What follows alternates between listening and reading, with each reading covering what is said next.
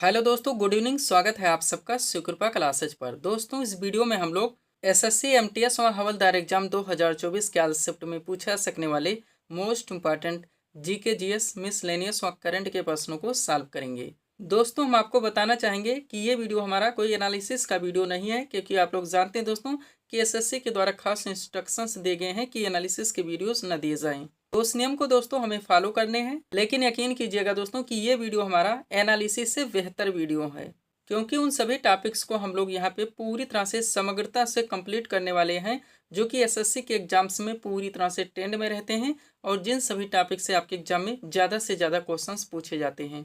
तो मैं आपको बताना चाहूँगा दोस्तों कि इन सभी टॉपिक्स को आप लोग पूरी तरह से प्रिपेयर रखते हैं तो निश्चित ही आप लोग उन सभी प्रश्नों को पूरी तरह से सॉल्व कर सकेंगे जहां जहां से आपके एग्जाम्स में ज़्यादा से ज़्यादा क्वेश्चंस पूछे जाते हैं। ये टॉपिक्स हैं दोस्तों हमारे, जो कि हम इस वीडियो में पूरी तरह से क्लियर करेंगे। शास्त्रीय नृत्य एवं लोक नृत्य, जनगणना 2011, भारतीय संविधान के विदेशी स्रोत, वादक एवं उनके वाद्य यंत्र, मूल अधिकार, भारतीय संविधान के महत्वपूर्ण अनुच्छेद, महत्वपूर्ण संविधान संशोधन, जनरल साइंस यानी कि सामान्य विज्ञान, करंट अफेयर्स, महत्वपूर्ण पुरस्कार एवं सम्मान। तो चलिए दोस्तों, बिना समय गंवाए हम लोग इन सभी मोस्ट इंपॉर्टेंट टॉपिक्स को पूरी तरह से सॉल्व करना शुरू करते हैं। क्वेश्चन नंबर 1 दोस्तों हमारे सामने है, देखेंगे किस टॉपिक से रखा गया है। क्वेश्चन है हमारा, भरतनाट्यम किस राज्य का प्रसिद्ध शास्त्रीय नृत्य है? करेक्ट आंसर होगा तमिलनाडु का। पहला क्वेश्चन हमारा किस टॉपिक से लगा हुआ दोस्तों? शास्त्रीय नृत्य से, यानी कि क्लासिकल डांस से, जो कि हमारा सुपर टॉपिक है, ट्रेंडिंग टॉपिक है, एवरग्रीन टॉपिक है। हमारे हर शिफ्ट में दोस्तों यहाँ से क्वेश्चंस पूछे जाते हैं, तो सब कुछ पूरी तरह से कलेक्ट करके दोस्तों सीट आपके सामने लगा दी गई है। अगर इस सीट को आप लोग अच्छे से प्रिपेयर रखते हैं, शास्त्रीय नृत्य से रिलेटेड कोई भी क्वेश्चंस आपके एग्जाम में आते हैं, किसी भी ट्रेंड से पूछे जाते हैं, ना क्वेश्चन आपके मिस होंगे और ना ही क्वेश्चन आपके गलत होंगे। तो चलिए दोस्तों, इस सुपर टॉपिक्स को हम लोग पूरी तरह से कंप्लीट करना शुरू करते हैं। क्वेश्चन था हमारा, भरतनाट्यम किस राज्य का प्रसिद्ध शास्त्रीय नृत्य है? करेक्ट आंसर होगा तमिलनाडु का। अब इस सीट को दोस्तों थोड़ा सा अपने सामने करेंगे, देखिएगा। सबसे पहले हम लोग दोस्तों भारत के जो 8 शास्त्रीय नृत्य हैं उनके लोकेशन को देखेंगे, जहां से क्वेश्चन हमारे एग्जाम में डार्कली बनते हैं। तो एक तरफ दोस्तों शास्त्रीय नृत्य के नाम दिए गए हैं, दूसरी तरफ संबंधित राज्य के नाम दिए गए हैं। शुरू करते हैं। बात की जाए दोस्तों भरतनाट्यम की, तो ये तमिलनाडु राज्य का शास्त्रीय नृत्य है। आगे कथकली व मोहिनीअट्टम दोनों एक साथ देखेंगे, क्योंकि दोनों दोस्तों केरल के शास्त्रीय नृत्य हैं। नेक्स्ट कुचिपुड़ी दोस्तों आंध्र प्रदेश का शास्त्रीय नृत्य है। सत्रिया दोस्तों असम का शास्त्रीय नृत्य है। मणिपुरी आपका मणिपुर राज्य का शास्त्रीय नृत्य है। ओडिसी दोस्तों ये ओडिशा राज्य का शास्त्रीय नृत्य है, ध्यान रखेंगे आप लोग। लास्ट आपका क्या बचता है दोस्तों? कथक, जो कि उत्तर प्रदेश का शास्त्रीय नृत्य है। ये लोकेशन से थे दोस्तों, जो कि डार्कली आपके एग्जाम में क्वेश्चन बनते हैं।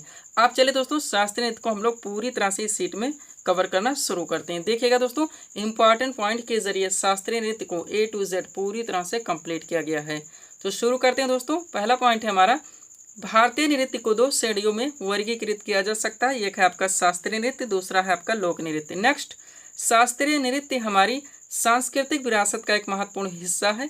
प्रत्येक शास्त्रीय नृत्य एक विशेष क्षेत्र की संस्कृति का प्रतिनिधित्व करता है जिससे वह संबंधित है। नेक्स्ट, शास्त्रीय नृत्य के संस्थापक महान संत श्रीमंता शंकर देव हैं। पूरी तरह से आप प्रिपेयर रहेंगे, ये बेसिक चीजें थी दोस्तों।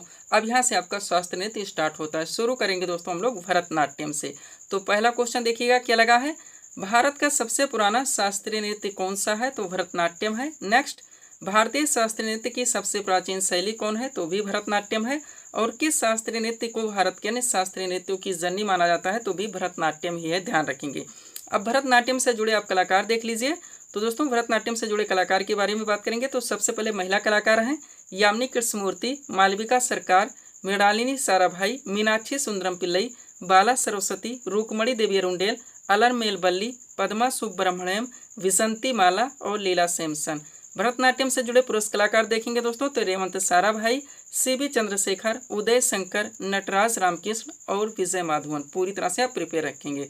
अब मैं बताना चाहूँगा दोस्तों, अगर आप इसको क्रम से पूरी तरह से प्रिपेयर रखते हैं तो आपको एनालिसिस की कोई आवश्यकता नहीं। क्वेश्चन कोई भी पूछे जाए, किसी भी ट्रेंड से पूछे जाएं, अगर आपके पूरे टॉपिक दोस्तों अच्छे से क्लियर हैं तो आपके क्वेश्चन कभी मिस नहीं हो सकते, और ना आपको दोस्तों एनालिसिस की कोई आवश्यकता है। अगर आप एवरग्रीन तैयारी रखते हैं दोस्तों, तो अपने एग्जाम्स में आप अच्छे स्कोर कर सकते हैं। आगे बढ़ेंगे दोस्तों हम लोग। अगला हमारा कथकली लगा है दोस्तों, देखेंगे यहाँ से जो क्वेश्चन बनते हैं। पहला क्वेश्चन है, कथकली किस राज्य का शास्त्रीय नृत्य है? करेक्ट आंसर होगा केरल का। नेक्स्ट, किस शास्त्रीय नृत्य में मुखौटे का प्रयोग किया जाता है? करेक्ट आंसर होगा कथकली। अब कथकली नृत्य से जुड़े कलाकार देखेंगे, तो शांताराव, उदय शंकर, आनंद शिवरामन, गोपीनाथ, रागिनी देवी, कृष्णन कुट्टी, माधवन आनंद और गुरु गोपाल शंकर। पूरी तरह से आप प्रिपेयर रहेंगे। आगे बढ़ेंगे दोस्तों, अगला आपका कथक लगा हुआ है जो कि उत्तर प्रदेश का शास्त्रीय नृत्य है। यहाँ से जो फैक्ट आपके एग्जाम के लिए निकलते हैं, पहला पॉइंट, जयपुर घराना, लखनऊ घराना और वाराणसी घराना किस नृत्य शैली के मुख्य घराने हैं? तो कथक के हैं, ध्यान रखिएगा। नेक्स्ट, कथक नृत्य के आप जुड़े कलाकार देखेंगे तो बिरजू महाराज, शंभू महाराज, बैजनाथ प्रसाद, लच्छू महाराज, सुंदर प्रसाद, सुखदेव महाराज, सितारा देवी, गौरी शंकर, देवीलाल, शोभना नारायण, गोपी कृष्ण, मालविका सरकार, हजारी अग्रवाल, विद्या गौरी अडकर और भारती गुप्ता। पूरी तरह से आप प्रिपेयर रहेंगे। यही वजह दोस्तों कि हम अपने वीडियोस में कभी विकल्प भी नहीं लगाते, क्योंकि विकल्प से हम जानते हैं दोस्तों ये चीज़ें आपकी कभी क्लियर नहीं हो सकती, क्योंकि कन्फ्यूजन क्रिएट होगा और टाइम टेकिंग होगा। और एक बात दोस्तों हम आपको क्लियर बताना चाहेंगे कि अगर आपको अपने एग्जाम्स में अच्छे स्कोर करने हैं तो आपको सारे टॉपिक्स को समग्रता के साथ दोस्तों स्टडी करने ही होंगे।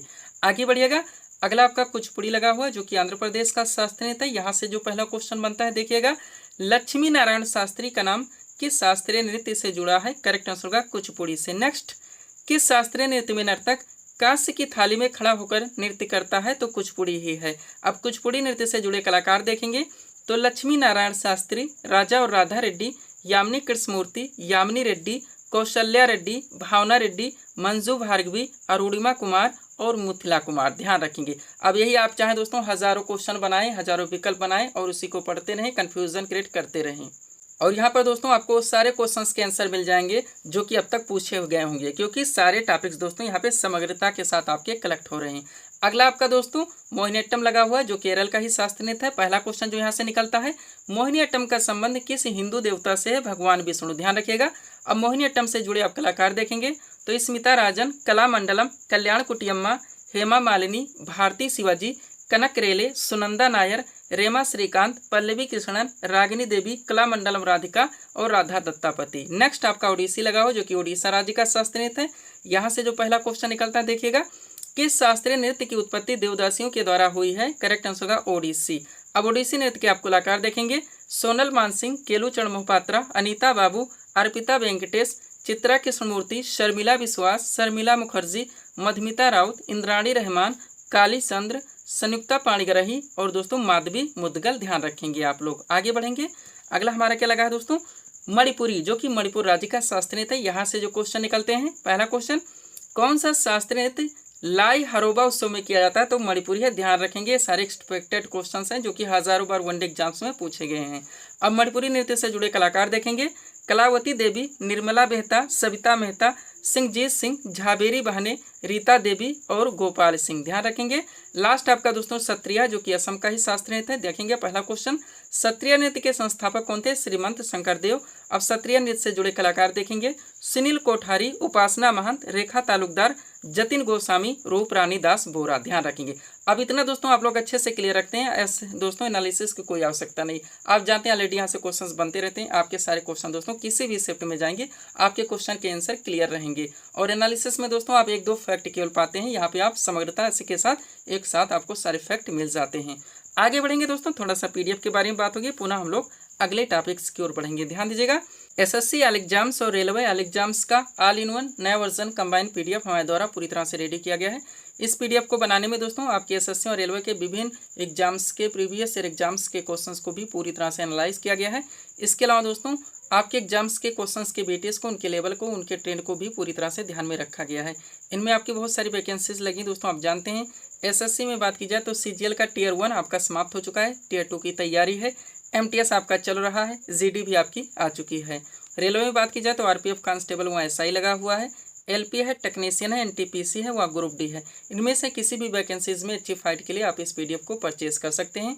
इसमें आपका साइंस यानी फिजिक्स, केमिस्ट्री व बायो का स्पेशल पीडीएफ आएगा, पूरा आपका स्टैटिक जीके व मिसलेनियस यानी विविध का स्पेशल पीडीएफ आएगा और पूरा दोस्तों आपका करंट का भी स्पेशल पीडीएफ आएगा।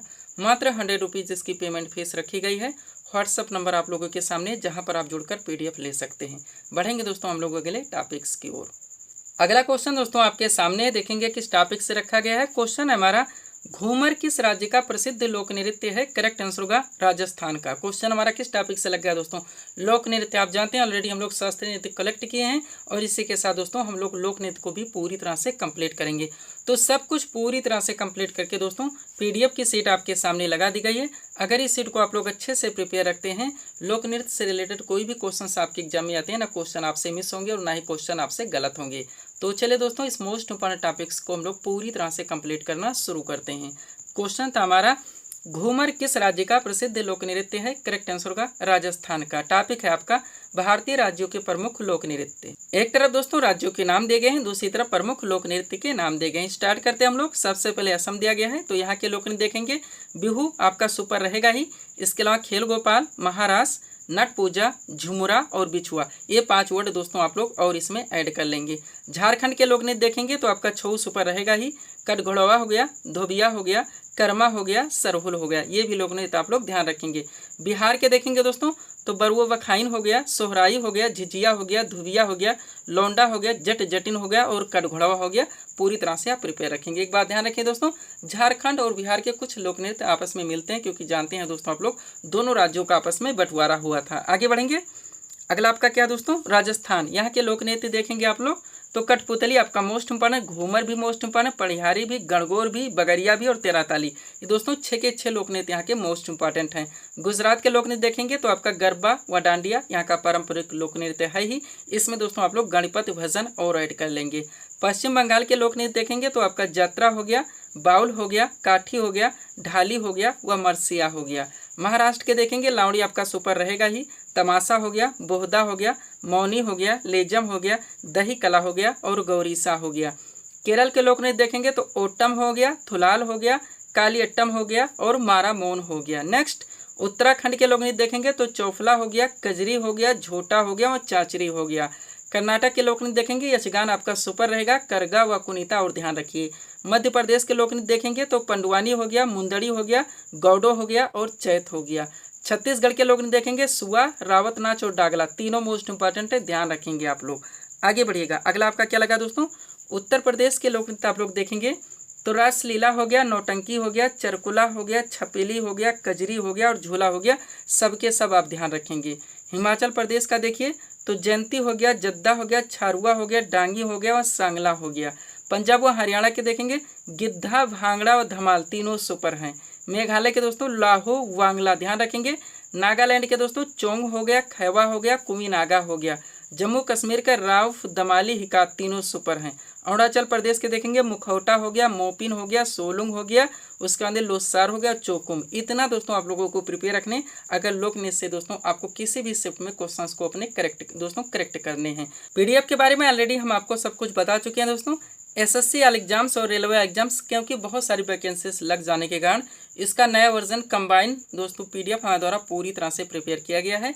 इसके अलावा दोस्तों बिहार एसएससी जो 2023 की वैकेंसी थी 10+2 की, ध्यान रखिएगा, उसका नया वर्जन तीसरी बार पीडीएफ हमारे द्वारा प्रिपेयर किया गया है। और दोस्तों यूपी SSSC से जुड़े विभिन्न एग्जाम्स के जीके, जीएस व यूपी स्पेशल में स्टैटिक व करंट के पीडीएफ भी हमारे द्वारा पूरी तरह से रेडी किए गए हैं। अब आगे बढ़ेंगे दोस्तों, थोड़ा सा आप ध्यान दीजिएगा, यहीं पे एक टॉपिक आपका और जुड़ जाता है लोक नृत्य के साथ साथ दोस्तों। वो टॉपिक है आपका भारत के प्रमुख मेले, उत्सव, त्यौहार और पर्व। हम चाहते हैं दोस्तों कि वो भी आपका एवरग्रीन टॉपिक है, इसी टॉपिक के साथ साथ दोस्तों उसको भी हम आप लोगों को प्रिपेयर करवा दें। तो चलिए सबसे पहले उस टॉपिक को आप लोग देख लीजिए, 1 मिनट में पूरी तरह से आपका क्लियर होगा। ये रहा दोस्तों वो टॉपिक आपका सुपर टॉपिक है, ध्यान रखिएगा। एसएससी या रेलवे के कोई भी एग्जाम्स हो, आपके हर शिफ्ट में ऐसे क्वेश्चन देखने को मिलते हैं, तो आप इसको पूरी तरह से क्लियर रखेंगे। क्वेश्चन जो हमारे द्वारा लगाया गया है, त्रिशूर पूरम उत्सव किस राज्य में मनाया जाता है? करेक्ट आंसर होगा केरल में, ध्यान रखिएगा। टॉपिक है आपका भारत के प्रमुख मेले, उत्सव और त्यौहार, ध्यान रखिएगा। वो सारे क्वेश्चंस आपको क्लियरली दोस्तों इजीली मिल जाएंगे जो अब तक दोस्तों आप एसएससी व रेलवे एग्जाम्स में देखे होंगे। चलिए शुरू करते हैं, ध्यान दीजिएगा। सबसे पहले है दोस्तों ओणम उत्सव और त्रिशूर पूरम उत्सव, दोनों केरल में आयोजित किए जाते हैं या मनाए जाते हैं। नेक्स्ट जगन्नाथपुरी रथ यात्रा महोत्सव, ये ओडिशा में आयोजित किया जाता है। वांगला महोत्सव, ध्यान रखिएगा, ये मेघालय में आयोजित किया जाता है। हार्नबिल महोत्सव दोस्तों ये नागालैंड में मनाया जाता है। लोसर महोत्सव दोस्तों लद्दाख में आयोजित किया जाता है। गणगौर महोत्सव और घूमर ये राजस्थान में आयोजित किए जाते हैं। हरेला पर्व दोस्तों आपका उत्तराखंड में मनाया जाता है। जल्लीकट्टी त्यौहार, नववर्ष पुथांडु, दोनों ध्यान रखेंगे तमिलनाडु में मनाए जाते हैं। सांग महोत्सव दोस्तों हरियाणा में मनाया जाता है। संगई महोत्सव लाई हरोबा ये मणिपुर में आयोजित किए जाते हैं। उगादि पर्व हो गया और कंबाला उत्सव व यक्षगान ये कर्नाटक में मनाया जाता है। बिहुला महोत्सव दोस्तों बिहार में मनाया जाता है। फ्लेमिंगो त्यौहार आंध्र प्रदेश में मनाया जाता है। आगे बढ़िएगा। उसके बाद में अंबुबाची त्यौहार, बिहू और नट पूजा ध्यान रखेंगे ये असम में आयोजित किया जाता है। मांडू महोत्सव मध्य प्रदेश में आयोजित किया जाता है। रासलीला, नौटंकी और चरकुला ये उत्तर प्रदेश में आयोजित किया जाता है। राउफ दमाली जम्मू कश्मीर में मनाया जाता है। गिद्धा, भांगड़ा, धमाल और बैसाखी ये पंजाब में आयोजित किए जाते हैं। गरबा डांडिया हम लोग बात कर चुके हैं, गुजरात में आयोजित किया जाता है। बाउल और जात्रा पश्चिम बंगाल में बनाए जाते हैं। रावत नाच, सुआ नाच, कर्मा और सैला ये छत्तीसगढ़ में आयोजित किया जाता है। इतना दोस्तों आप लोग ढंग से प्रिपेयर रखते हैं, कोई भी क्वेश्चन जो आपका सुपर टॉपिक है दोस्तों लोक नृत्य, भारत के प्रमुख मेले, उत्सव, त्योहार और पर्व, कोई भी क्वेश्चन कभी भी दोस्तों आपके मिस नहीं हो सकते। पढ़ेंगे हम लोग अगले टॉपिक्स की ओर।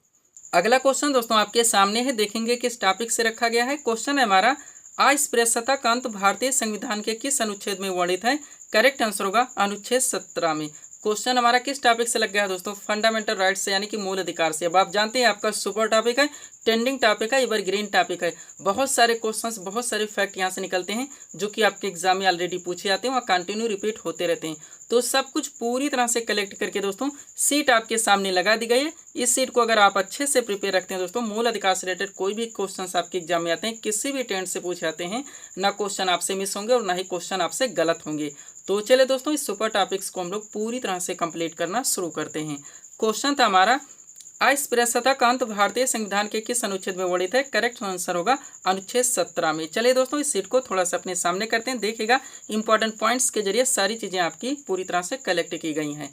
पहला पॉइंट है हमारा, भारतीय संविधान में मूल अधिकारों का वर्णन संविधान के अनुच्छेद 12 से 35 तक है, जो कि संविधान का भाग 3 है। नेक्स्ट, प्रारंभ में मूल अधिकारों की संख्या 7 थी, लेकिन 44वें संविधान संशोधन 1978 के द्वारा संपत्ति के अधिकार को मूल अधिकार से हटाकर एक विधिक अधिकार यानी कि एक कानूनी अधिकार बना दिया गया और अनुच्छेद 300 का में जोड़ दिया गया। तब से वर्तमान में टोटल मूल अधिकारों की संख्या 6 है। पूरी तरह से आप प्रिपेयर रहेंगे, एक एक कॉन्सेप्ट से हमारे बहुत सारे फैक्ट, बहुत सारे क्वेश्चंस निकलते हैं दोस्तों, जो कि आपके एग्जाम में कंटिन्यू पूछे जाते हैं।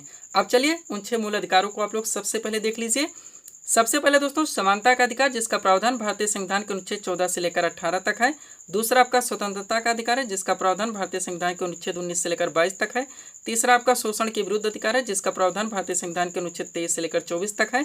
चौथा आपका धार्मिक स्वतंत्रता का अधिकार है, जिसका प्रावधान भारतीय संविधान के अनुच्छेद 25 से लेकर 28 तक है। पांचवा आपका संस्कृति एवं शिक्षा संबंधी अधिकार है, जिसका प्रावधान भारतीय संविधान के अनुच्छेद 29 से लेकर 30 तक है। और छठा आपका दोस्तों संवैधानिक उपचारों का अधिकार है, जिसका प्रावधान भारतीय संविधान के अनुच्छेद 32 में है। सब कुछ पूरी तरह से आप प्रिपेयर रखेंगे। अब चूंकि दोस्तों ये आपका सुपर टॉपिक है, हम हर आर्टिकल्स को इसको दोस्तों पूरी तरह से आपको रिवाइज करवाते हैं, क्योंकि दोस्तों यहाँ से आपके एग्जाम में कंटिन्यू क्वेश्चंस बनते हैं। तो चलिए एक बार फिर से पूरे दोस्तों आर्टिकल को हम लोग प्रिपेयर करते हैं। देखिएगा, पहला है विधि के समक्ष समानता का अधिकार संविधान के किस अनुच्छेद में? करेक्ट आंसर होगा अनुच्छेद 14 में। नेक्स्ट, अनुच्छेद 15 का संबंध किससे? दोस्तों ध्यान दीजिएगा, कभी कभी क्या होता है आपके क्वेश्चन में डायरेक्ट कॉन्सेप्ट दिया जाता है, आपके ऑप्शन यानी विकल्प में आर्टिकल दिए जाते हैं, आपको आंसर करने होते हैं। लेकिन कभी कभी क्वेश्चन का टेंट चेंज कर दिया जाता है, आपके क्वेश्चन में डायरेक्ट आर्टिकल दिया जाता है, आपके ऑप्शन यानी विकल्प में दोस्तों कॉन्सेप्ट दिए जाते हैं, आपको आंसर देने होते हैं। तो दोनों टेंट से ऐसे क्वेश्चन आप लोग पूरी तरह से प्रिपेयर रखें, इसलिए मैं रिविजन व PDF के बारे में आपको फोकस करवाता रहता हूँ। तो आर्टिकल 15 का संबंध किससे है? धर्म, मूलवंश, जात, लिंग या जन्मस्थान के प्रतिशत का इसमें प्रावधान किया गया है। अनुच्छेद 16 का संबंध है लोक नियोजन के विषयों में, इसमें दोस्तों अवसर की समानता का प्रावधान किया गया है, या आप कह सकते हैं कि सरकारी पद प्राप्ति के समान अवसर का प्रावधान किया गया है। अनुच्छेद 17 में अस्पृश्यता के अंत का प्रावधान है और अनुच्छेद 18 में उपाधियों के अंत का प्रावधान है। अनुच्छेद 19 की बात की जाए तो इसमें विचार एवं अभिव्यक्ति की स्वतंत्रता का प्रावधान किया गया है और अनुच्छेद 20 में दोस्तों अपराधों के लिए दोष सिद्धि के संबंध में संरक्षण का प्रावधान किया गया है। अनुच्छेद 21 की बात की जाए तो इसमें प्राण और दैहिक स्वतंत्रता के संरक्षण का प्रावधान किया गया है और अनुच्छेद 21 का में दोस्तों 6 से 14 वर्ष तक के सभी बच्चों को अनिवार्य और निःशुल्क शिक्षा का प्रावधान किया गया है। अनुच्छेद 23 की बात की जाए तो मानव दुर्व्यापार एवं बलाश्रम का प्रतिषेध किया गया है और अनुच्छेद 24 में दोस्तों कारखानों आदि में बालकों के नियोजन का प्रतिषेध किया गया है। अनुच्छेद 29 की बात की जाए अल्पसंख्यक वर्गों के हितों के संरक्षण का प्रावधान किया गया है और अनुच्छेद 32 में दोस्तों संवैधानिक उपचारों के अधिकारों का प्रावधान किया गया है। सब कुछ पूरी तरह से आप प्रिपेयर रखेंगे दोस्तों, अगर यहाँ से आपको अच्छे स्कोर करने हैं।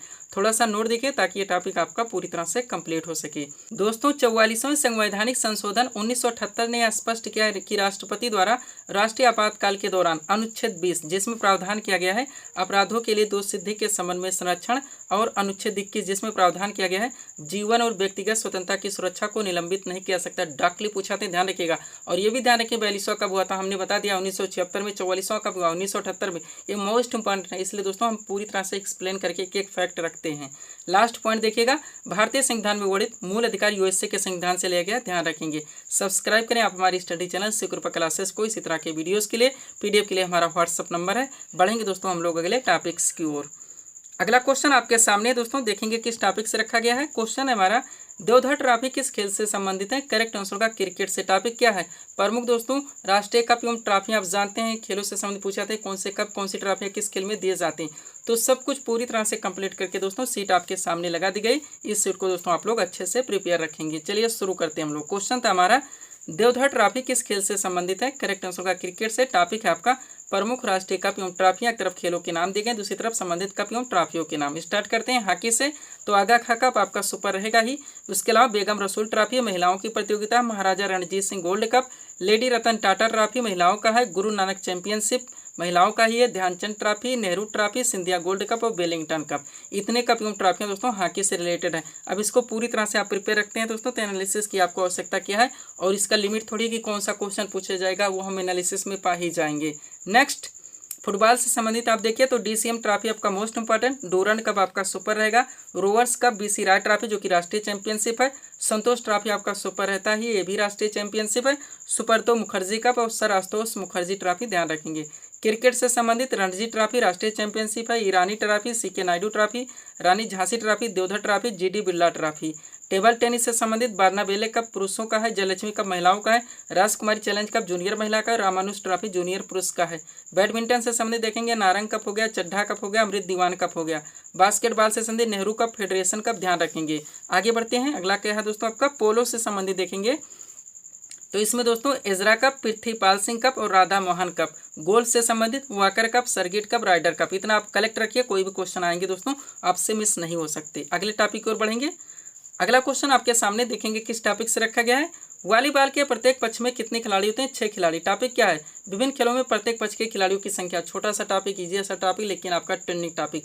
सब कुछ पूरी तरह से कलेक्ट करके सीट आपके सामने, इसको आप लोग अच्छे से प्रिपेयर रखेंगे। चलिए 1 मिनट में इसको दोस्तों हम लोग पूरी तरह से समाप्त करते हैं। क्वेश्चन था हमारा, वॉलीबॉल के प्रत्येक पक्ष में कितने खिलाड़ी थे, 6 खिलाड़ी। टॉपिक है आपका विभिन्न खेलों में प्रत्येक पक्ष के खिलाड़ियों की संख्या। एक तरफ खेलों के नाम, दूसरी तरफ खिलाड़ियों की संख्या के नाम। रग्बी फुटबॉल की बात की जाए टोटल 15 खिलाड़ी होते हैं एक पक्ष में। क्रिकेट व हॉकी फुटबॉल में तीनों में ध्यान रखेंगे, एक पक्ष में 11 खिलाड़ी। बेसबॉल और खो खो में दोस्तों 9 खिलाड़ी, ध्यान रखेंगे आप लोग। आगे बढ़ते हैं, अगला क्या दोस्तों हमारा जिम्नास्टिक लगा हुआ है। क्या जिम्नास्टिक, जिसमें 8 खिलाड़ी होते हैं। वाटर पोलो और कबड्डी दोनों ध्यान रखेंगे, 7 खिलाड़ी। वॉलीबॉल में 6 खिलाड़ी, बास्केटबॉल में 5 खिलाड़ी, पोलो में दोस्तों 4 खिलाड़ी, लॉन टेनिस, बैडमिंटन और टेबल टेनिस में दोस्तों 1 या 2 खिलाड़ी। इतना आप लोगों को यहाँ से पूरी तरह से प्रिपेयर रखने हैं। आगे बढ़ेंगे दोस्तों, सब्सक्राइब करें आप हमारी स्टडी चैनल शिवकृपा क्लासेज को इसी तरह की वीडियोज़ के लिए। अगला क्वेश्चन आपका कहाँ से है, भारतीय संविधान में वर्णित समूर्ति सूची की प्रेरणा किस देश के संविधान से ली गई है। करेक्ट आंसर होगा ऑस्ट्रेलिया के संविधान से। क्वेश्चन किस टॉपिक से लग गया, भारतीय संविधान के विदेशी स्रोत। आप लोग जानते हैं डायरेक्टली क्वेश्चंस बनते हैं दोस्तों कि मूल अधिकार कहाँ से ले गया, मूल कर्तव्य कहाँ से ले गए, राज्य के नीति निर्देशक तत्व कहाँ से ले गए, संघीय व्यवस्था कहाँ से ले गए, संसदीय शासन प्रणाली कहाँ से ले गए, एकल नागरिकता कहाँ से ले गए, संविधान संशोधन प्रक्रिया कहाँ से ले गई। तो सब कुछ पूरी तरह से कलेक्ट करके स्मार्ट स्ट्रेटजी के जरिए दोस्तों सीट आपके सामने लगाई गई है। इस सीट को आप लोग पूरी तरह से प्रिपेयर रखते हैं। इस टॉपिक से कोई भी क्वेश्चन किसी भी ट्रेंड से आते हैं, क्वेश्चन आपके ना मिस हो सकते हैं और ना क्वेश्चन आपसे गलत हो सकते हैं। तो चलिए दोस्तों इस सुपर टॉपिक्स को हम लोग पूरी तरह से कंप्लीट करना शुरू करते हैं। क्वेश्चन था हमारा, भारतीय संविधान में वर्णित समूर्ति सूची की प्रेरणा किस देश के संविधान से ली गई। करेक्ट आंसर होगा ऑस्ट्रेलिया से। टॉपिक आपका भारतीय संविधान के विदेशी स्रोत। स्टार्ट करते हैं हम लोग ब्रिटेन के संविधान से। तो संसदीय शासन पद्धति मोस्ट इंपॉर्टेंट, विधि का शासन, मंत्रिमंडलीय प्रणाली, एकल नागरिकता आपका सुपर रहेगा ही, द्विसदनीय प्रणाली, विधायी प्रक्रिया और संसदीय विशेषाधिकार व परमाधिकार लेख। ये इतने उपबंध या प्रावधान दोस्तों ब्रिटेन के संविधान से ले गए। पूरी तरह से आप प्रिपेयर रहिए। नेक्स्ट, अमेरिका के संविधान से उद्देशिका का विस्तार, न्याय पुनर्विलोकन, न्यायपालिका की स्वतंत्रता, मूल अधिकार आपका सुपर रहेगा ही, उपराष्ट्रपति का पद। उसके अलावा दोस्तों राष्ट्रपति पर महाभियोग और उच्चतम न्यायालय तथा उच्च न्यायालय के न्यायाधीशों के हटाए जाने के उपबंध। ये इतने प्रावधान अमेरिका के संविधान से लिए गए। अब दोस्तों यहाँ पे हम आपको विकल्प लगा के पढ़ाएं तो ये टॉपिक आपका कभी कंप्लीट हो सकता है, आप खुद सोचिए। आयरलैंड के संविधान से देखेंगे नीति निर्देशक तत्व यानी डीपीएसपी आपका सुपर रहेगा।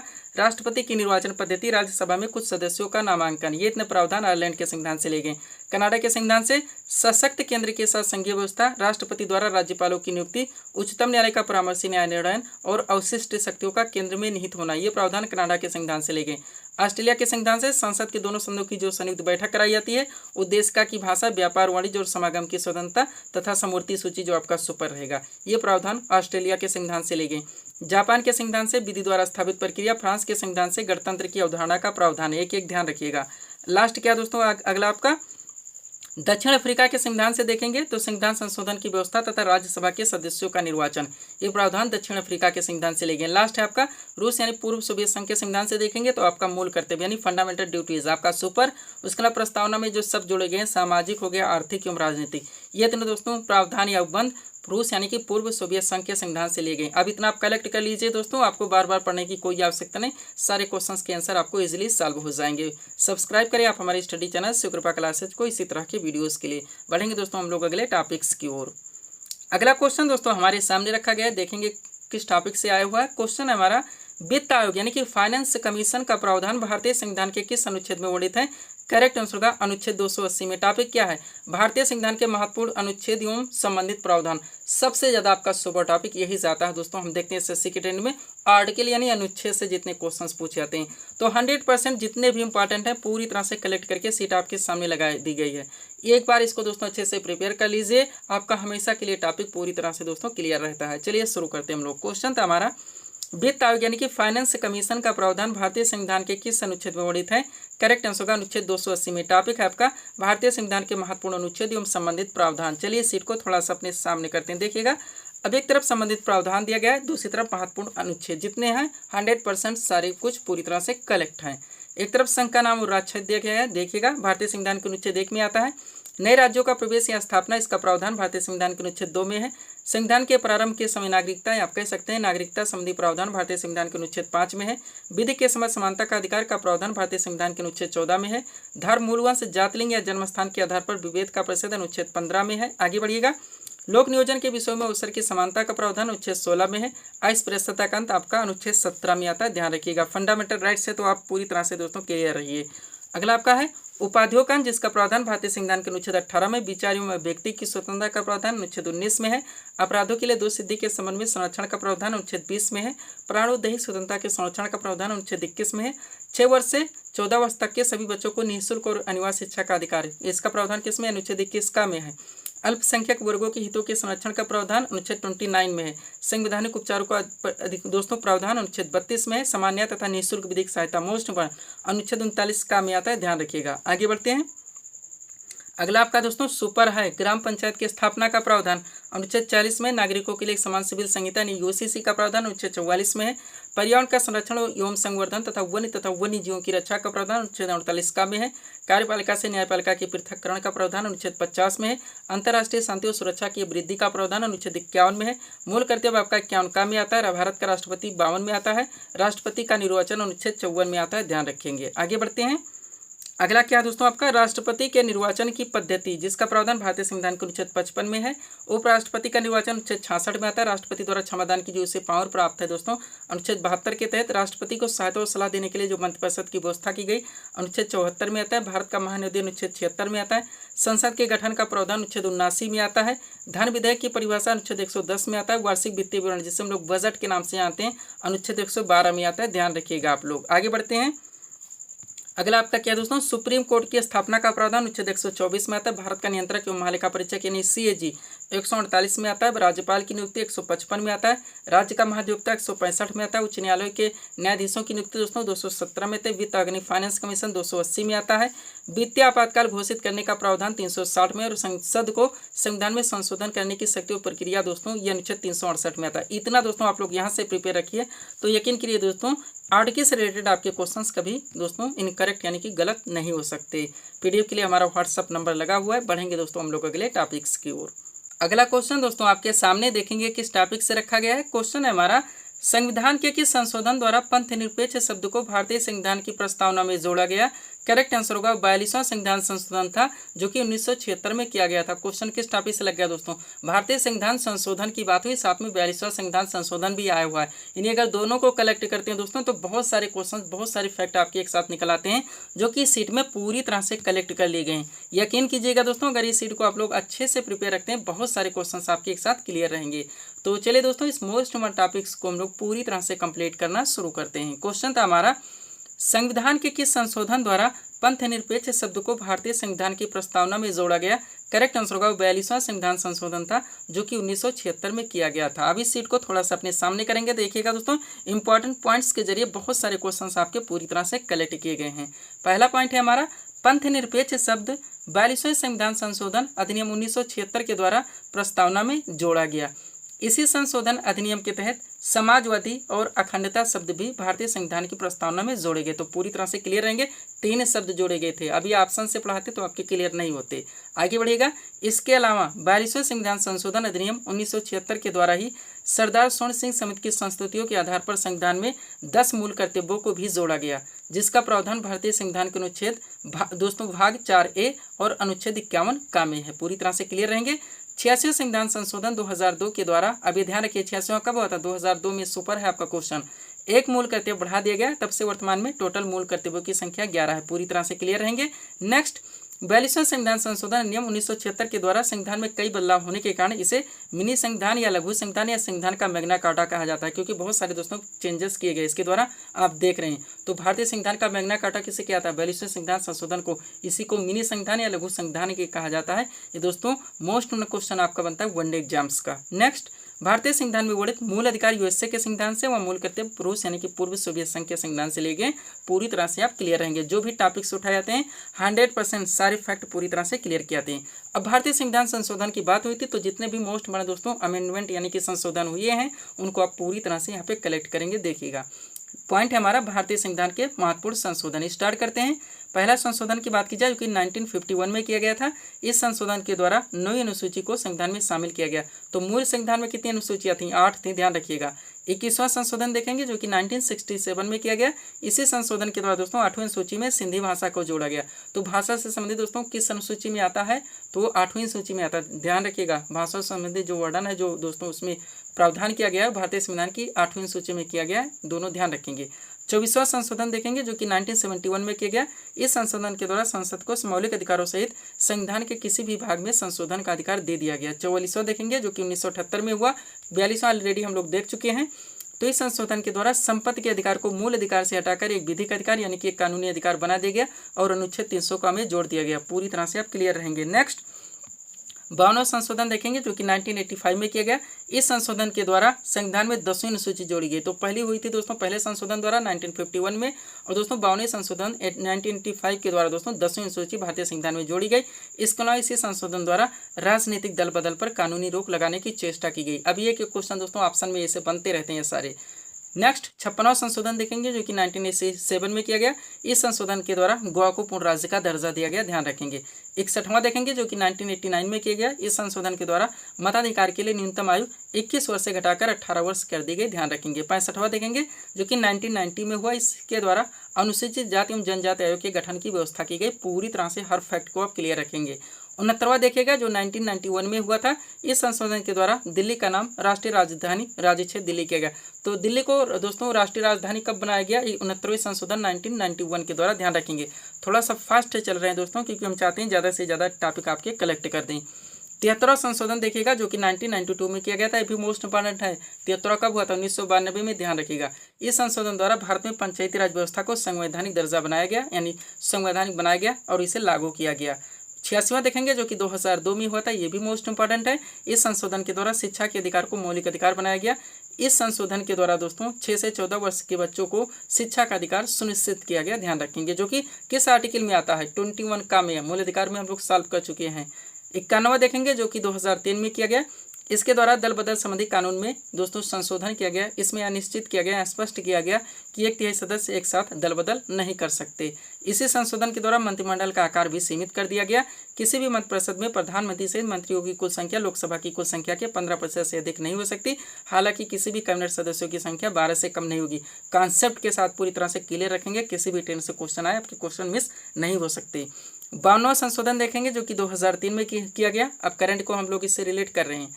तो इस संशोधन के द्वारा संविधान की 8वीं सूची में 4 भाषाओं को जोड़ा गया, मैथिली, डोगरी, बोडो और संथाली। ध्यान रखेंगे। और टोटल भाषाओं की संख्या कितनी होगी? 22। किस अनुसूची में आता है? 8वीं में। ध्यान रखेंगे।